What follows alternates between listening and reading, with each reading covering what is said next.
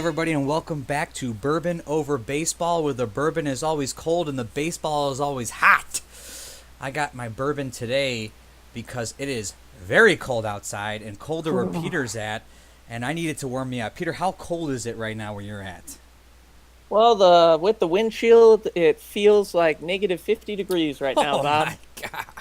Yep. Yeah, it's like negative teens here in Cleveland, but I know it's really, really, really cold in Chicago. So Yeah, it is hopefully, blistering cold down here. well, if any of you people are Let's see. listening or fans are listening, hopefully you're having your bourbon or your drink to warm you up. If not, hopefully these hot cards will warm you up. And Oh, and we'll start with the St. Louis Cardinals, which Peter just put together, which look absolutely beautiful. The red is very vibrant and very popping. It really goes well. And just to start off the bat, it looks like a monster draftable player. oh yeah. Easily the best player on this team who, I'm going to just say, as good as Matt Carpenter's card ended up being, especially with the plus defense at two positions with an on-base 10, 14 double, 18 home run, ended up being slightly disappointing. Mainly because he ended up in a lower rung of the on base 10, so he gets on at 7. Mm-hmm. And he was he was at such a torrid pace in August and early September that people really thought he was going to hit 40 home runs and therefore get the 17 to 20 home run, which Yeah. probably would have him doubling at 13, considering how many doubles he hit. And it leaves us a little wanting, especially since I was in the St. Louis area and everyone was talking about him as an MVP before my boy Christian Yelich caught fire and absolutely doused all the hopes of Cardinals fans, which That's was right. delightful for me. But yeah, Matt Carpenter is still definitely probably a first round draft pick based on Yeah. his value and position flexibility. Yeah, I mean, we knock him because he fell off, and he fell off to still be an on base 10, which is still incredible. I think you're right. I think he's drafting me because of the double position plus position. Yeah. I mean, he is a C speed, but he's C speed 14. I mean, he's just below the B. The Yeah. only drawback I see is the 6 out. Yep. Other than that, I love him. I love him for third base. I think he's very draftable. Jose Martinez, I think another pretty draftable Very player. draftable. Multiple positions, really slow, but a 9 on base, so pretty good here. Yeah, kind of a interesting guy and someone that the Cardinals in real life are apparently trying to move and have just been kind of non-committal to, it feels like, and a big part of that is because of the bad defense and his lack of speed. But you almost have to play him because he's an on-base 9 who can rake. Yeah, As you can see, good. I mean, single at 8, so he's going to knock guys in, move guys around, double at 16, homer at 19, so decent pop. And he's a guy you got to plug in your 5 or 6 hole in a draft. yeah, and depending on the size of your draft, obviously the one that me and Peter are going to be involved in is so large. He is going probably pretty early just because on base nines are at a Yeah. premium, but I still think he's definitely going to see a lot of looks as the on base 9. The next guy, Paul DeJong, if I'm Paul pronouncing DeYoung. DeYoung, DeYoung. Yep. um, he's gonna get looks for his shortstop plus 5, but being the on Yeah. base 6, it's gonna probably turn some people away. What are your Yeah. thoughts? Yeah. One of the most interesting things to me, if I can briefly talk about the real life Cardinals and Mm-hmm. why I was constantly frustrated with them just from a baseball strategy perspective, is all the showdown looking and watching Mike Matheny just flounder with the team. Yeah. And then they bring in Mike Schild and things turn around. Cardinals played 13 games over 500 from the point that they brought in a new manager. They surged, they faded down the stretch, ultimately missing the playoffs. But this new manager is getting so many props, and he's still making the same dumb managerial decisions that Matheny was making with the hitting. He just so happened to call up a bunch of really talented arms to Yeah. help out from the minor leagues who Which nobody was had seen before. Yeah, which was not the manager. That's the Yeah, organization. because he's still pitching. He's still putting a guy like Paul DeYoung in the 3 hole or hitting him second very frequently. Yachty hit in the top 3 all the time. These are on base 6 guys. Yeah. Like they shouldn't be hitting this high. Then you got slow on base 6s and they ended up being 7s, but still like Harrison Bader and Colton Wong definitely should have been hitting higher than 7th or 8th when you've Yeah. got on base 6s in the lineup like DeYoung and Molina. And it's weird seeing a card like this who's going to get drafted for his defense, and he does have some pop with the on base six, and controls are suppressed, so maybe he's more useful. But still, it's just bizarre to see him hitting in the three hole for a playoff contending team. I mean, this just reassures me that you need to be coaching some of these teams. Yep. Bring me back to St. Louis, the Cardinals manager. The next one, Marcell Ozuna. Obviously, he's always been such a good outfielder, a big Gold Glove kind of guy. He gets the +2 here. Still has a little bit of pop, but definitely dropped in the on base, if I'm not mistaken. Yes, he was a 9 homer at 17 the year before. Mm-hmm. Definitely a step down as a card. I think he's slower now too. Mm-hmm. Maybe. Well, that's my my metrics sort of weigh things differently than your original metrics. Yeah, but he dropped 2 on base, dropped a Yeah. little speed. He dropped a fielding because he no longer won the Gold Glove, and the 1 through 6 out is really brutal for him. Yeah, he becomes sort of like where he was. I think he was drafted very high in my 10-team league. Yeah. But I don't know. I mean, yeah, he's probably going to get drafted. He's still a good fielder, and a 7 on base with pop is okay, but he's dropping really far down in the list. A guy I was surprised is so draftable is Jed Jerko. Yeah, I didn't realize he had such a good year. Yeah, I mean, I look at this with the 8 on base, which is fantastic for anybody that needs some higher on base in their team, and then +3 third base, sold. You know, they have 2 +3 third basemen on their team. That's really good. And what's really stunning is they have the perfect +14 infield. Oh, I guess now, like technically, because we have the special +4 at third and +2, but still, like this is, they can put out +3, +1, and 2 +5s, and Colton Wong was really close to +6. I think you had it so he could be 5, maybe 6. Yeah, it was up to how we wanted to rate it. But even with all that infield, they also have a really great catcher. And I think one of the more draftable catchers is Yadier Molina. Break this one down. Well, I'll be honest, it definitely frustrates me as a Brewer fan and a Cardinal hater. But gotta give props to Yadi where he's doing. He's still an amazing defensive catcher. Yep. And he still hits with occasional power. Now, he's not a great on-base guy anymore. Mm-hmm. He's had a couple good years, but still, he's an on-base 6. He shouldn't be hitting top of the lineup, but he's going to get drafted high for that great arm and the damage that he can do when he gets the advantage. I've got to say he had a lot better season than I gave him credit for, because I pretty much tore him down as much as I could when talking to Cardinals fans, since the sort of joke around the area is that they wouldn't even trade Yachty for Mike Trout. It's just, that's how good he is in the eyes of Cardinals fans. But he's definitely a very valuable player, and I can't deny that. Well, and I mean, I didn't even follow the Cardinals, and I thought he was awful all year.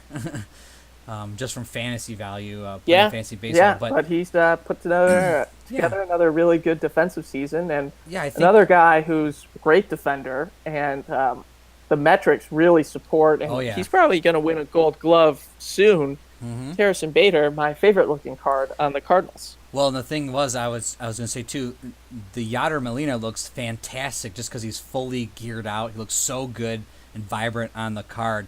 And then another fantastic picture is Harrison Bader just using his amazing A20 speed, rounding the bases here with the awesome rookie card symbol. I know you didn't exactly like making this card so much, but he is very draftable. He looks like and I told you this thing, was a Darren Lewis, reminds me of the plus center field, the plus left-right, very flexible, 7 on base with the A speed. He's got more pop. So I really see this guy. Double with him too. Oh yeah, I think he's going early, and I mean not early, but he is being drafted. He's very fantastic player and very good card. And then Colton Wong, as you mentioned earlier, with the +5, is another great player. And I think, again, you're drafting him for your defense. You're not drafting him really for anything else. But I think you'd pick him up. Yeah. I don't see why not. Yeah, I think on this lineup, the only guy who's I think all 8 players are going to find their way onto a team. Yeah, the only one I would debate would be DeJong, and I'd still pick him up because of the +5 defense. Yeah, and that's why I think he's going to get on a team. Like, I think Ozuna might be in more trouble than DeJong just because There's more +2 Oh, you're outfielders out there, good and point. he's Good going to get point. out a lot on his own chart. But I mean, the allure of the on base seven who doubles at 13 homers at 17 is, I think, going to be strong. I think literally all 8 of them get drafted, and so does Yario Munoz, their Just because he's eight on base. DH, so Yeah. to speak. Yeah, and which just shows what a good lineup the Cardinals did have with depth, and why they were a team that just missed out on a playoff berth if they hadn't gotten swept by the Brewers in the second to last series of the season. So no big deal. No a Just little Brewers couldn't stand plug. in the way of destiny. I mean, the next two players too, Matt Adams and Dexter Fowler, pretty undraftable, but really cool pictures. I like the pictures you grabbed for those guys. But I don't think Yeah, I spent anybody. spent a lot of time on cutouts for cards no one's going to use. It always seems to go that way. Now, talk about the mustache. Love my man Mike Mikolas. Yeah, even as someone who's clearly a Cardinals hater, they're my least favorite team. I I gotta give credit where it's due. Mikolas is awesome. He was one of those guys who they just sort of hoped that they could get 150 innings out of and be a decent end of the rotation starter that didn't lose too many games for him, and he turned out to be a bona fide ace.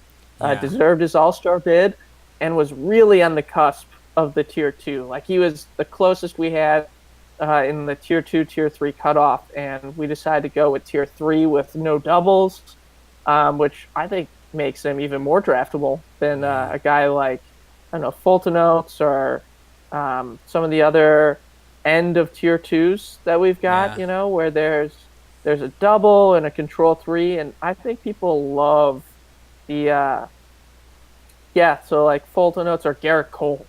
Mm-hmm. Like I'd rather have Nicholas with the no Well, and doubles, control four. He gave up basically one walk per 9 innings, which is wow. ridiculous. Well, and he's also on the It was cusp 1.3. He of was on men. fire. He's also on the cusp of men's fashion with that mustache coming from like Oh the yeah, '70s. Here, he reminds me of just like any old school player in the '70s, '80s that I looked at. But I agree with yep, you. I am totally sold on this car. This is like your kind of car with the four control, 16 out. But yep. I love the no doubles. As everyone that listens knows, for me, I am looking at this guy in the draft for sure.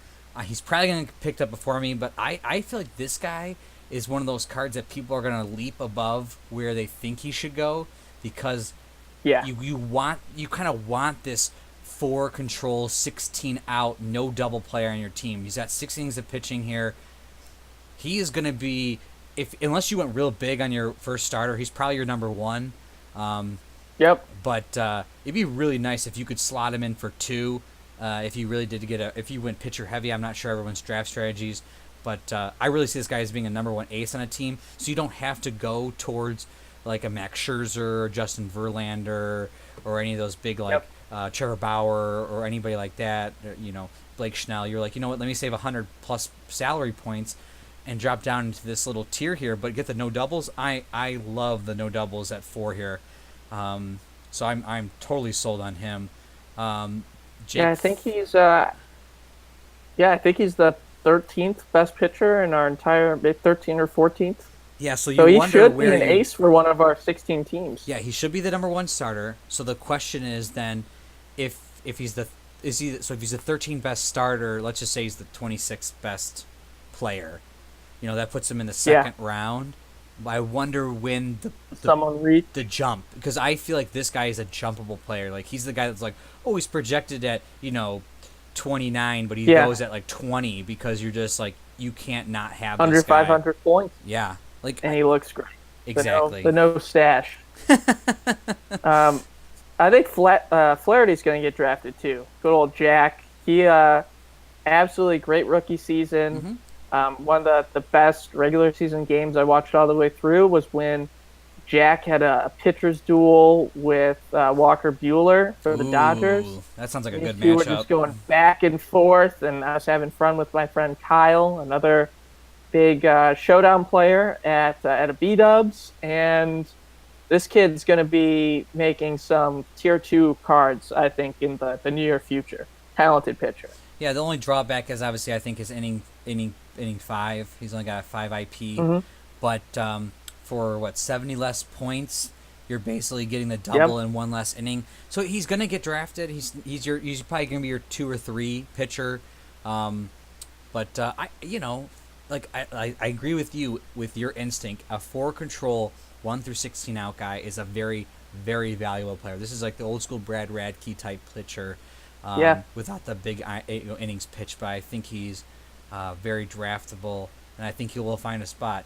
John Gant, or how am I pronouncing that right? Yep.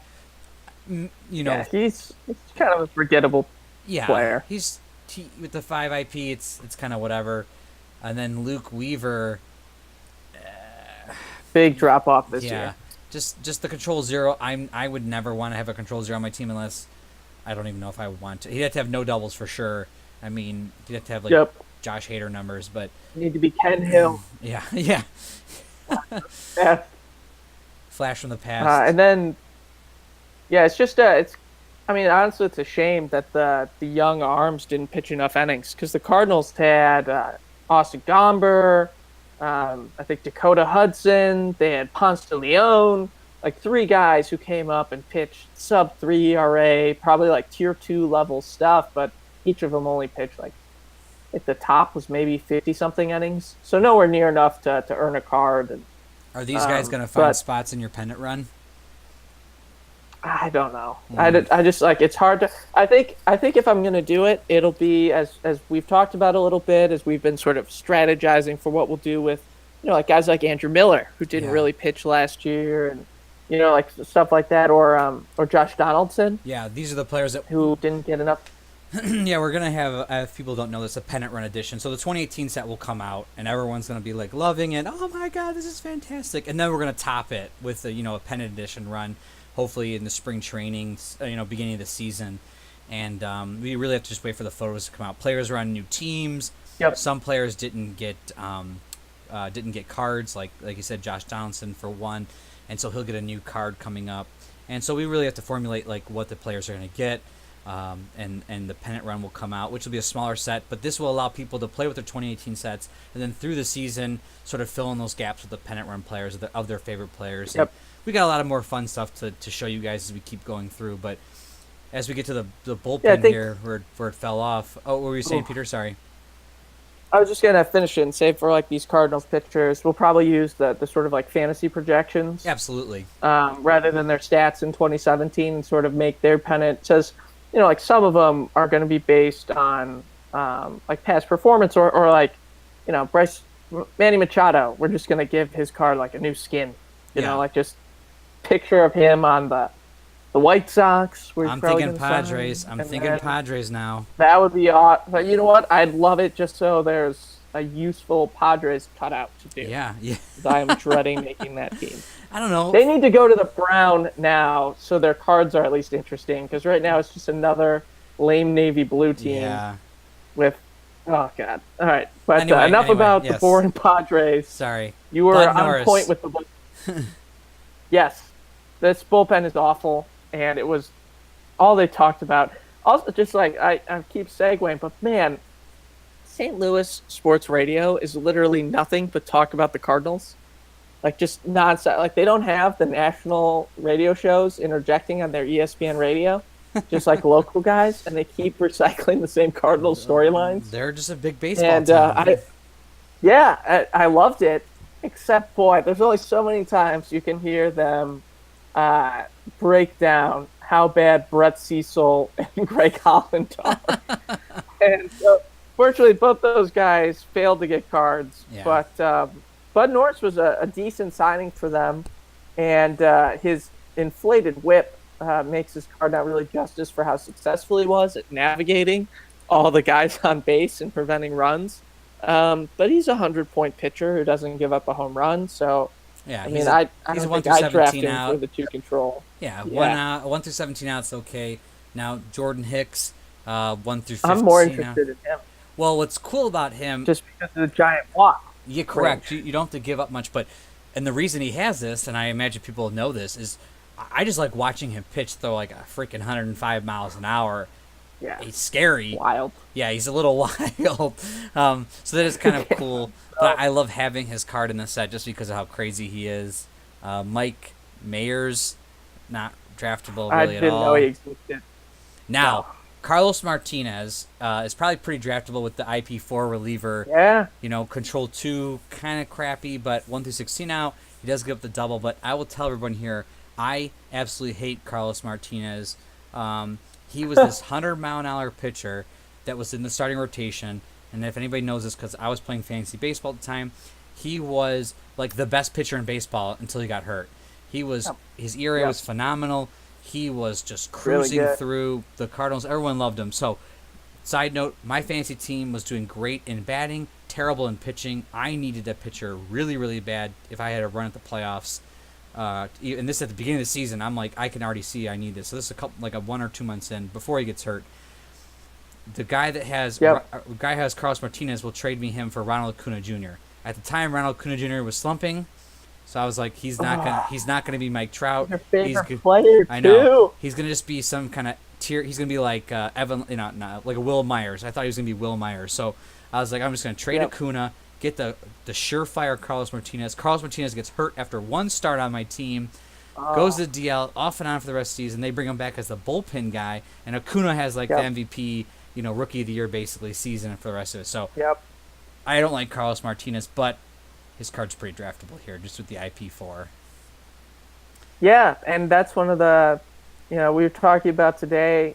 We saw some chatter on the Facebook page with Showdown fans about the third card that Colby came up with, and I've definitely incorporated my card making. I think it's just a really great and smart addition to Showdown, just like the strategy involved and stuff. And one of the things that I've been trying to do this set is go with the long relievers when they should be in the game. And Carlos Martinez, because of his role as both starter and reliever, had to give him the longer IP, and it just it helps out all their IP5s. Well, and it makes sense. I mean, you're talking about how MLB is now. There are long relievers, and if this guy had enough innings and was impactful enough for the team, he deserves a card. And I think people will be like that. I think what's going to be fun is when you're drafting this kind of set is there's these different tiers and flavors that you can do. Are you going to go with a lower IP starting pitchers that can have maybe higher control, or maybe they're low control, and then switch over to your Josh Hader, Carlos Martinez, extra IP guys before you get to your closer. So there's lots of strategies you can do here, and I don't mind that. I think I like this card because of that. He does give you that other strategy.